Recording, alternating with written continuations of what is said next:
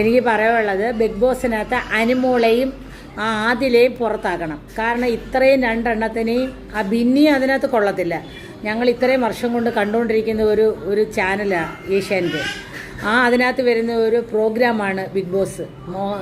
പിന്നെ ബഹുമാനപ്പെട്ട മോഹൻലാൽ അവതരിപ്പിക്കുന്ന ഈ പ്രോഗ്രാം കാണുകയും അതിന് ഞങ്ങൾ വിമർശനങ്ങൾ നടത്തുകയും ചെയ്യാറുണ്ട്. പക്ഷെ ഞങ്ങൾക്ക് ഇത് എങ്ങനെ പറയണമെന്ന് അറിയാൻ വയ്യാത്ത ഒരു സാഹചര്യത്തിൽ ഇരുന്നപ്പോഴാണ് ഇതിങ്ങനെയുണ്ട്.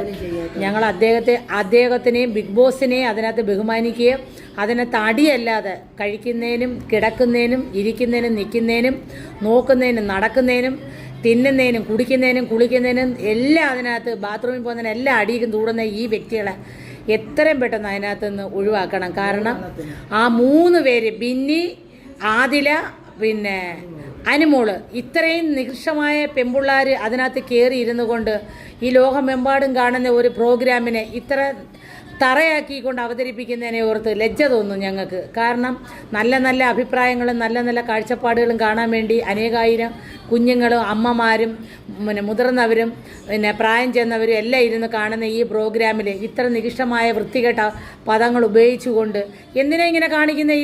ഈ പ്രോഗ്രാം കാണാൻ വേണ്ടി കാത്തിരിക്കുന്ന ആളുകളല്ലേ. ഞങ്ങളൊക്കെ വീട്ടുകളിൽ ഇരുന്ന് ഇതൊക്കെ കണ്ട് ഇതിനെ വിമർശനം നടത്തുകയും അതിലൂടെ ഞങ്ങൾക്ക് എന്ത് നേടാനാ? ഇത് വെറും മനുഷ്യനെ വെറും വിവരം കെട്ട പിന്നെ വഴിയിലേക്ക് നയിക്കാൻ വേണ്ടിയിട്ട് തലമുറകളെ നശിപ്പിക്കാൻ വേണ്ടി മാത്രമാണ് ഇവർ ശ്രമിക്കുന്നത്. ഇവരിൽ നിന്ന് ഞങ്ങൾക്ക് എന്താ കിട്ടുന്നത്? ഞങ്ങൾക്ക് ഒന്നും കിട്ടിയിട്ടില്ല ഇവരിൽ നിന്നും. ഈ ഒരു ചാനലിൽ നിന്നും ഞങ്ങൾക്ക് ഒന്നുമേ ഈ പ്രോഗ്രാം പ്രതീക്ഷിച്ചാലും വിപരീതമായാണ് ഈ പ്രോഗ്രാം അവതരിപ്പിച്ച് മുമ്പോട്ടുണ്ടെന്ന് ശ്രീ മോഹൻലാൽ വന്ന് എന്താണ് പറയുന്നത്? കുറ്റം ചെയ്യുന്നവരെ കുറ്റംകാരാന്ന് ശിക്ഷിക്കത്തില്ല, കുറ്റം ചെയ്യാത്തവരെ വിളിച്ച് അദ്ദേഹം ശിക്ഷിക്കുകയാണ് ചെയ്യുന്നത്.